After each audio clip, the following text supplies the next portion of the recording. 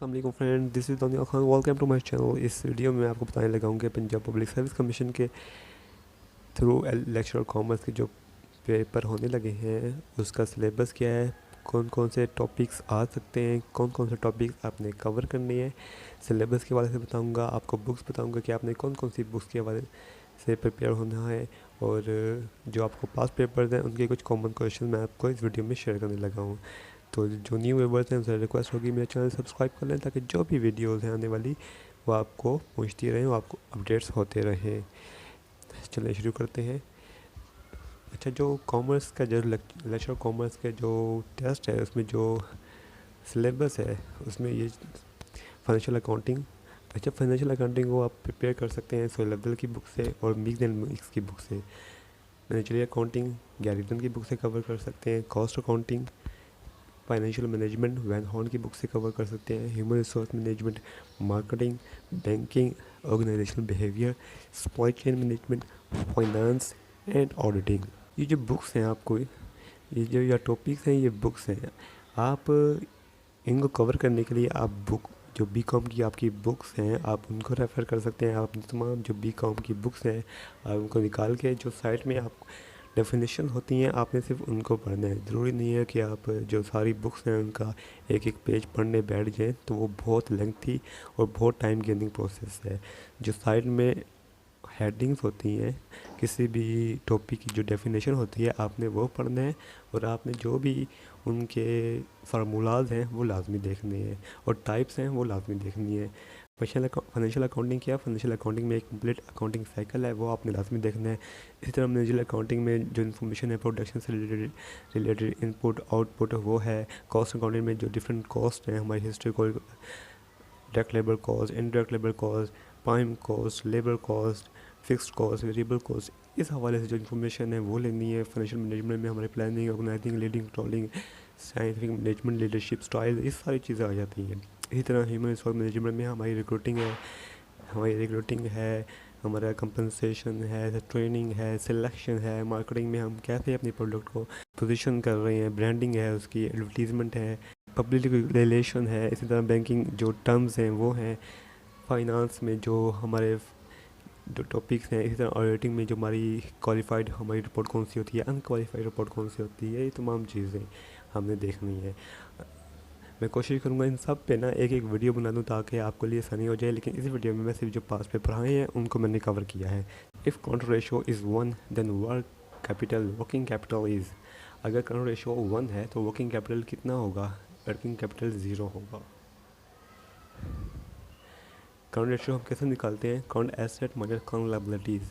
आप उनको डिवाइड करेंगे तो वो 1 आ जाएगा जो भी रेशो होगी, लेकिन अगर आप उन दोनों को माइनस करेंगे ना तो वो 0 आएगा। ठीक हो गया। इसी तरह direct labour cost is an example of. Direct labour cost किसकी एग्जांपल है? डायरेक्ट लेबर कॉस्ट एग्जांपल है वेरिएबल कॉस्ट की। वेरिएबल और फिक्स कॉस्ट कौन सी होती है? वेरिएबल कॉस्ट होती है जो वेरी करती है, चाहे प्रोडक्शन इंक्रीज़ और डिक्रीज़ हो, वेरिएबल कॉस्ट बढ़ती रहती है उसके साथ, लेकिन जो फिक्स कॉस्ट है चाहे प्रोडक्शन इंक्रीज़ और डिक्रीज़ हो वो फिक्स रहती है। Concept of scientific management is. जो साइंटिफिक मैनेजमेंट का कॉन्सेप्ट है वो किसने दिया है? वो दिया एफ.डब्ल्यू. टेलर ने। Current ratio is use to measure. Current ratio किस लिए मेजर की जाती है? काउंट रेशो किस लिए मेजर की जाती है? काउंट रेशो हमारी लिक्विडिटी को चेक करने के लिए हम यूज़ करते हैं कि हमारे जो एसेट हैं वो कितने लिक्विड हैं। The amount of money in the account of account holder. जो हमारे अकाउंट होल्डर के अकाउंट में जो मनी होती है उसे हम डिपॉजिट करते हैं। डिपॉजिट की कौन कौन से टाइप होती हैं ये आप लाजमी देख लीजिएगा। सेविंग है, करंट है, और भी बहुत से डिपॉजिट टाइप्स होती हैं। Cheque is always crossed by. Cheque कौन क्रॉस करता है? ये क्वेश्चन पूछा गया है बहुत दफ़ा। चेक क्रॉस करता है, चेक क्रॉस करता है ड्रॉर और ड्रॉई और होल्डर। ये इसमें क्या डिफरेंस है ये आपको पता होना चाहिए। ड्रॉई कौन है, ड्रॉर कौन है, और होल्डर कौन है। The purpose of bank slip. Bank slip का क्या पर्पज़ है? टू पे मनी इन बैंक अकाउंट। जो हम मनी बैंक में सेव करने के लिए स्लिप पे करते हैं, फिल करते हैं, उसे हम बैंक स्लिप कहते हैं। इसी तरह मीमो क्या होता है? कैश मीमो है। कैश मीमो जो हम जब हम कस्टमर को पेमेंट करते हैं, कैश पेमेंट करते हैं तो हम उससे कैश पेमेंट लेते हैं। इसी तरह जो रिसीट है वो क्या होती है, कैरियर एडवाइस क्या होती है, ये चीज़ें पता होनी चाहिए। डिसऑनर चेक क्या होता है? डिसऑनर चेक होता है जो चेक है बैंक में प्रेजेंट तो हुआ है लेकिन पेमेंट के लिए रिफ्यूज़ कर दिया गया, उसे कहते हैं डिसऑनर चेक। इसकी भी बहुत सी रीज़न होती हैं कि डिसऑनर क्यों है, समटाइम बैलेंस नहीं होता, तो इस वजह से भी चेक जो है डिसऑनर हो जाता है। और बैंक इस इसके हवाले से जो रिलेटेड टॉपिक है वो है बैंक रिकन्सिलेशन। बैंक रिकन्सिलेशन को आप लाजमी देखेंगे। बैंक रिकन्सिलेशन एक बहुत इंपॉर्टेंट टॉपिक है। उसके जो अक्सर सवाल हैं वो पूछे जाते हैं। फाइनेंशियल स्टेटमेंट्स और बैंक रिकन्सिलेशन वो आप लाजमी देखिएगा। Which bank deal with short term credit? कौन सा बैंक है जो शॉर्ट टर्म क्रेडिट को डील करता है? वो है कमर्शियल बैंक। कमर्शियल बैंक को एक और क्वेश्चन पूछा गया था, कमर्शियल बैंक को क्या कहते हैं? कमर्शियल बैंक को हम बैंक ऑफ पब्लिक भी कहते हैं। और हमारा जो इंटरेस्ट रेट है, कार्बन रेट है, वो क्या है? वो आजकल वो पूछा जा सकता है। इंटरेस्ट रेट हमारा आजकल 22% है। बैंक जो वर्ड है वो कौन से निकला है? बैंक हमारा फ्रेंच वर्ड है जो निकला है बैंकों से। और trader with the bank current account wishes to make monthly payments for a trade journal, which method of payment would be most suitable to use? एक ट्रेडर है जो जिसके पास करंट अकाउंट है और वो मंथली जो पेमेंट्स है अपने ट्रेड जर्नल के लिए पे करना चाहता है, तो वो पूछ रहे थे इसके लिए कौन सा जो मेथड है वो सूटेबल होगा। उसके लिए जो स्टैंडिंग ऑर्डर है वो है, जो अवेलेबल ऑप्शन थे उसमें से स्टैंडिंग ऑर्डर था सही option. Personal loan. Personal loan वो कौन सी, एक क्वेश्चन पूछा गया था कि कौन सी सर्विस है जो एटीएम सर्विसेज के ज़रिए हम अवेल नहीं कर सकते। जो पर्सनल लोन हैं हम उनको एटीएम के ज़रिए अवेल नहीं कर सकते। ABC Corporation is a large manufacturing company. ABC एक large manufacturing company है. It needs immediate finance and is having cash flow problems. Which source of ABC Corporation? जिसको अच्छा ABC एक मैन्युफैक्चरिंग कॉरपोरेशन है जिसको कैश फ्लो प्रॉब्लम्स रहते हैं, तो वो अपनी जो ये कैश फ्लो प्रॉब्लम्स है किस तरह इसको पूरी कर सकता है? तो वो जो बेस्ट ऑप्शन था उसमें था ओवरड्राफ्ट। क्रेडिट क्या होता है? क्रेडिट होता है कि कस्टमर को क्रेडिट पे अपनी जो गुड्स हैं और सर्विसेज हैं उनको दे देना और जो पेमेंट है वो बाद में रिसीव करना। A customer is wishes to buy a laptop computer on credit, which form of credit is use? जो क्रेडिट कार्ड है वो बेस्ट ऑप्शन था। Confirming account balance. अब एक और क्वेश्चन पूछा गया था कि टेलीफोन बैंकिंग की कौन सी एग्जाम्पल बेस्ट है? जो हम बैंक को कॉल करके हम अपना अकाउंट बैलेंस कंफर्म करते हैं, तो वो एक बेस्ट एग्जाम्पल है टेलीफोन बैंकिंग की।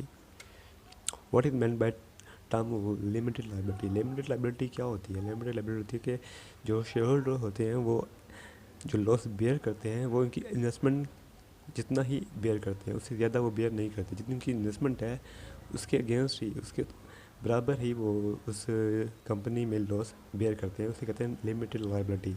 कौन कौन सी बिजनेस टाइप होती है? एक होती है sole proprietorship, partnership, corporation. Sole proprietorship, partnership और सोल कॉर्पोरेशन। इसके अलावा जो हमें क्वेश्चन पूछे जाते हैं वो पूछे जाते हैं डिबेंचर्स के हवाले से। डिबेंचर्स क्या है? डिबेंचर्स होता है कि जब फॉर एग्जांपल कंपनी के पास इन्वेस्टमेंट नहीं है तो कंपनी डिबेंचर्स इशू करके इन्वेस्टमेंट जो फाइनेंस है वो रिकवर करती है। लेकिन जब भी कंपनी लिक्विडेट होती है, मतलब शट डाउन हो रही होती है, वो कोई भी रीज़न हो सकती है इसकी लिक्विडेट होने की, तो जो सबसे पहले हम पेमेंट करते हैं वो हम करते हैं डिबेंचर्स को। जो सबसे पहले पेमेंट होती है डिबेंचर्स को पेमेंट होती है लिक्विडेशन की सूरत पे।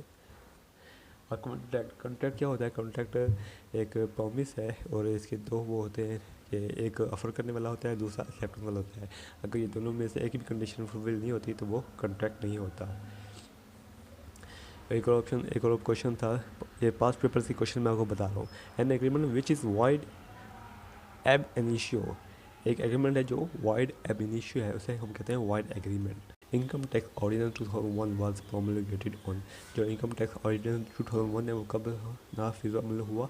वो हुआ 1 जुलाई 2002 को। जो हमारा नॉर्मल टैक्स ईयर है वो स्टार्ट होता है 1 जुलाई से और एंड होता है हमारा 30 जून को। और जो हमारा इनकम फ्रॉम प्रॉपर्टी है वो टैक्सेबल होती है अंडर NTR।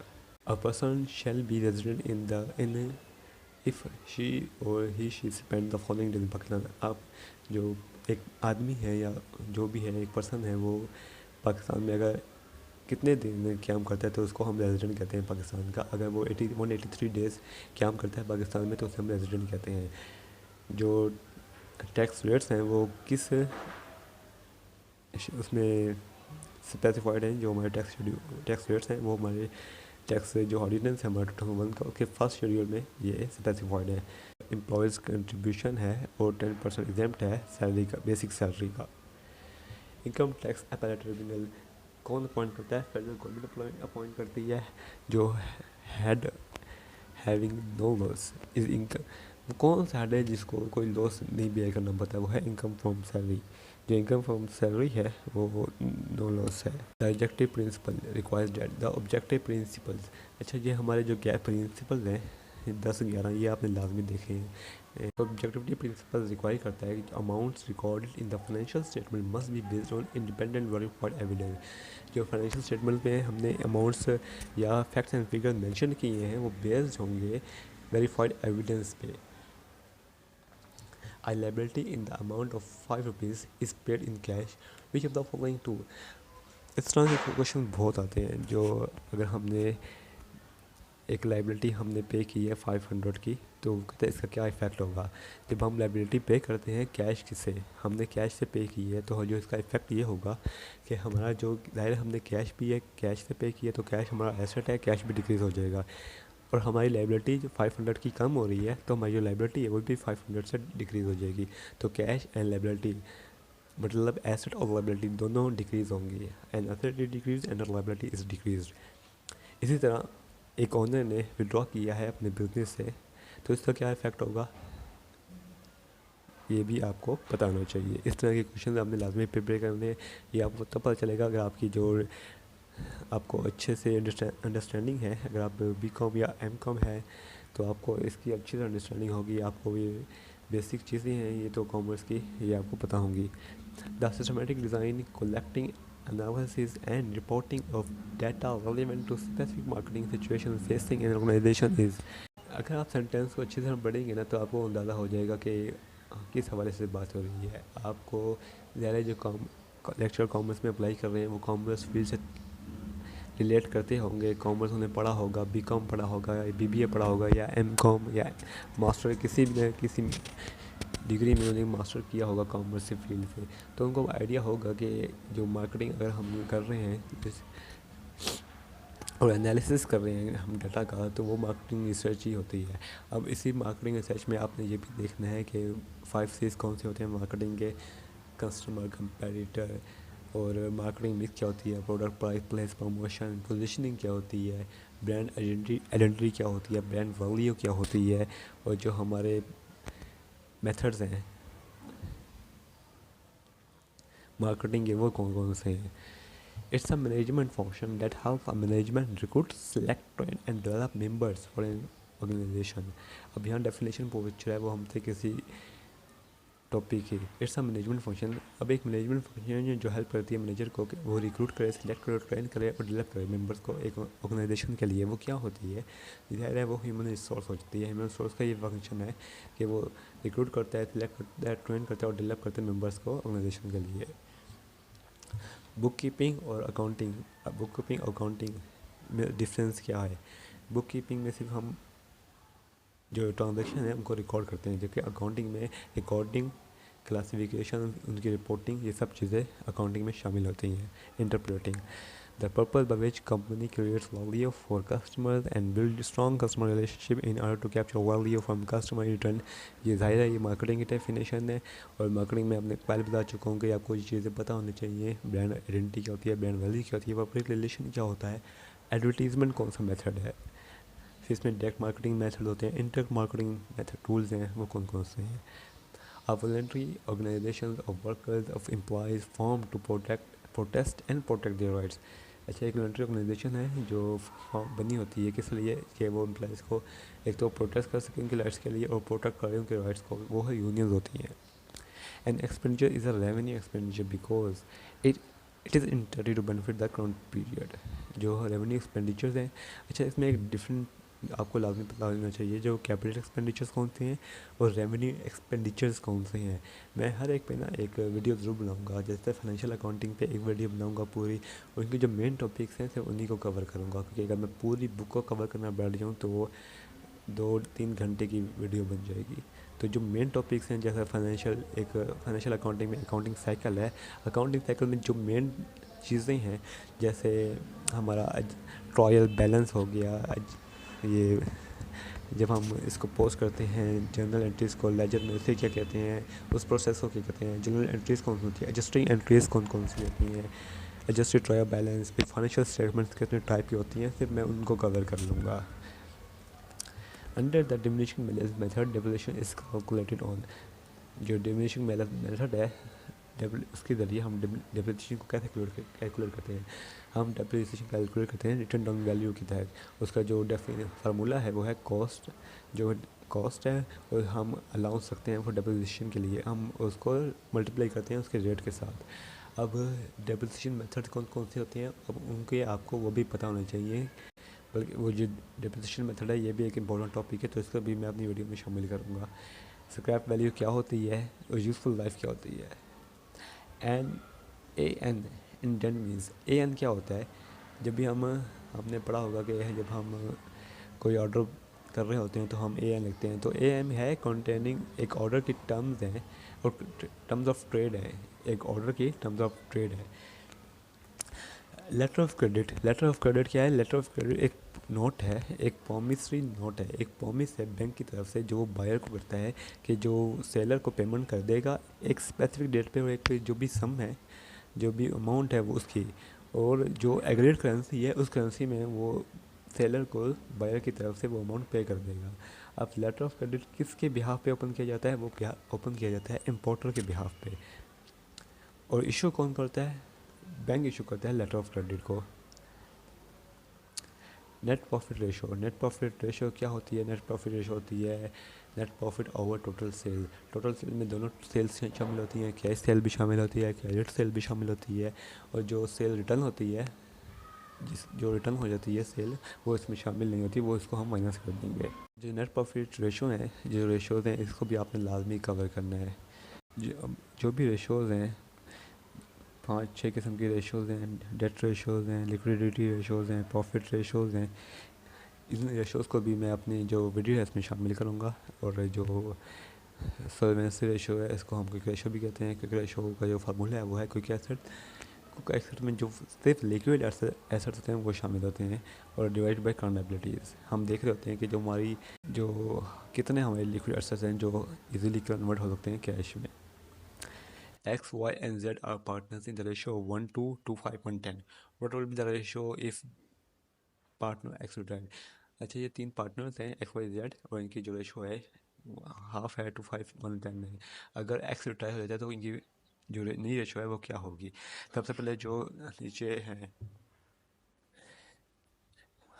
2, 5, 10 का आप एलसीएम ले लेंगे, उसके बाद जो भी उसका एलसीएम आएगा उसको आप उससे मल्टीप्लाई कर देंगे 1/2 को डिवाइड बाई वो जो एलसीएम का आंसर आएगा, और इसी तरह आप उन सबको आगे सॉल्व कर लेंगे तो आपका आंसर है वो आ जाएगा। Assets of a business are, अच्छा जो बिजनेस के एसेट्स हैं वो हैं 21,315, और लाइबिलिटीज हैं 4120। ओनर इक्विटी पूछा है, ओनर इक्विटी क्या होगी। अच्छा, जो अकाउंटिंग इक्वेशन है ना वो है asset is equal to liabilities plus equity. अब हमसे ये पूछ रहा है ओनर इक्विटी, हम एसेट्स में से अगर हम लाइबिलिटीज़ माइनस कर देंगे तो वो आ जाएगी हमारी इक्विटी। हम 21,315 में से माइनस कर देंगे 4120 रुपये, तो वो हमारी आ जाएगी ऑनर इक्विटी। स्टॉक एक्सचेंज किसको डील करता है, स्टॉक एक्सचेंज हमारी डील करता है सेकेंडरी सिक्योरिटीज़ को, सेकेंडरी शेयर्स को। और इसी तरह हमने ये देखना है कि डिबेंचर्स क्या होते हैं, शेयर्स क्या होते हैं, बॉन्ड्स क्या होते हैं, सिक्योरिटीज़ क्या होती हैं। ये सारी चीज़ें हम अपने जो नेक्स्ट वीडियोस में ज़रूर कवर करेंगे। लिक्विड एसेट्स होते हैं जो कैश होते हैं, जो हमारे लिक्विड एसेट होते हैं। अगर इसमें से हम निकाल दें जो हमारे बैड डेट्स होते हैं, बैड डेट्स जाहिर है हमारे एसेट कैश हो ही नहीं सकता। जो हमारी मार्केटेबल सिक्योरिटीज़ होती हैं वो भी हमारा लिक्विड एसेट्स हैं। दूसरा सवाल पूछा गया था मैनेजमेंट स्पैन। मैनेजमेंट स्पैन क्या होता है, मैनेजमेंट स्पैन होता है कि कितने हम जो नंबर ऑफ़ एग्जेक्टिव हैं जिनको हम सुपरवाइज कर रहे हैं वो है मैनेजमेंट स्पैन। हमारे मैं एक सुपरवाइजर हूँ, मेरे अंदर कितने लोग हैं जो काम कर रहे हैं उसे हम कहते हैं मैनेजमेंट स्पैन। फिर इसी तरह एक मैनेजमेंट का कंसेप्ट है यूनिटी ऑफ कमांड। जो मैनेजमेंट में है ना, मैनेजमेंट में आपने यही चीज़ें देखनी है कि साइंटिफिक मैनेजमेंट में जो है वो किसने दी है, लीडरशिप थ्योरीज हैं, और फिर मोटिवेशनल थ्योरीज हैं, लीडरशिप अथॉरिटी है, कमांड्स हैं, जॉब ड्यूटीज़ हैं, जॉब डिस्क्रिप्शन है, हॉरिजॉन्टल है, वर्टिकल है, ये चीज़ें हमने देखेंगे इंशाल्लाह। Registered capital of company is also work. जो रजिस्टर्ड कैपिटल होता है कंपनी का, उसे हम अथॉराइज कैपिटल भी कहते हैं। और पेड अप कैपिटल की ये होता है कि पेड अप कैपिटल होता है जो हम अपने शेयरर्स, जो शेयर होल्डर्स हमारे शेयर बाई करते हैं, उनके अगेंस्ट जो हमें इन्वेस्टमेंट मिल रही होती है, उसे हम पेड अप कैपिटल कहते हैं। और जो लिक्विडेशन अगर होती है बिजनेस की, बिजनेस अगर लिक्विडेट हो गया है तो इसमें जो सबसे आखिर में जिसको पेमेंट होती है वो हमारे होते हैं इक्विटी कैपिटल। सबसे पहले होती है, अगर तो वो बैंक के पब्लिक के डिपॉजिट्स भी हैं तो हम सबसे पहले पेमेंट करते हैं पब्लिक डिपॉजिट्स को, उसके बाद जो होगी वो होगी डिबेंचर्स को। फिर हमारे शेयर्स में दो टाइप आती हैं, एक होती है प्रेफरेंस शेयर्स और दूसरे होते हैं ऑर्डिनरी शेयर। ऑर्डिनरी शेयर्स कौन से होते हैं, प्रेफरेंस शेयर्स क्या होते हैं, दोनों के क्या क्या फ़ायदे और क्या क्या वो हैं प्रोस कौन, वो भी मैं बताऊंगा आपको वीडियो में। ये थे मैं आपको बता रहा हूँ कि पास पेपर में जो क्वेश्चन आए हुए हैं। कश्मीर ब्लैक डे, कश्मीर, ये कुछ जनरल नॉलेज के क्वेश्चन है। कश्मीर ब्लैक डे सेलिब्रेटेड कब हुआ था? कश्मीर ब्लैक डे सेलिब्रेटेड हम कहते हैं 27 अक्टूबर को, जिसे हम ब्लैक डे तस्वर करते हैं। Who was the first Indian who became Indian civil servant? Satyendra Nath Tagore, 1864 में। स्पीड ऑफ लाइट कितनी है? 3 लाख किलोमीटर पर सेकेंड। नेटो हेडक्वार्टर, अच्छा जी, नेटो क्या है? नेटो है नॉर्थ अटलांटिक ट्रेड ऑर्गेनाइजेशन है। इसे हम नॉर्थ अटलांटिक अलायंस भी कहते हैं। इसमें 30 मेंबर्स हैं और ये एक इंटर गवर्नमेंटल मिलिट्री अलायंस है। इसका जो हेडक्वार्टर है वो ब्रसेल्स में है, बेल्जियम। फिजिकल ईयर स्टार्ट होता है हमारा 1 July to 30 June. To jump on bandwagon means, इसका मतलब होता है ज्वाइन इन। सलाला अटैक कब हुआ था? सलाला अटैक हुआ था 26 नवंबर 2011 में। ये एक सलाला एक लोकेशन है, फाटा जो हमारा एक्स फाटा है वहाँ पे। तो नेटो ने हमें अटैक किया था, और जो क्लेम करते हैं दोनों तरफ से कि उन्होंने पहले ही अटैक किया।